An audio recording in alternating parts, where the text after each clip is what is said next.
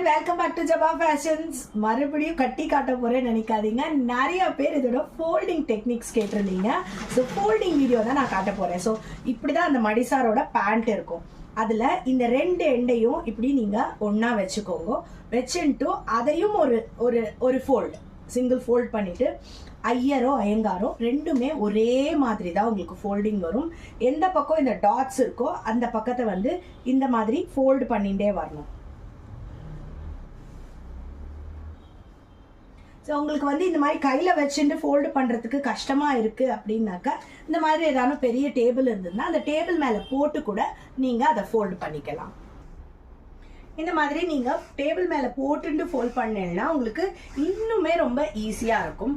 கட்டாயம் at least dining டேபிளாவது உங்கள் அதில் இருக்கும். ஸோ ஈஸியாக நீங்கள் அது மேலே போட்டு கூட ஃபோல்டு பண்ணிடலாம்.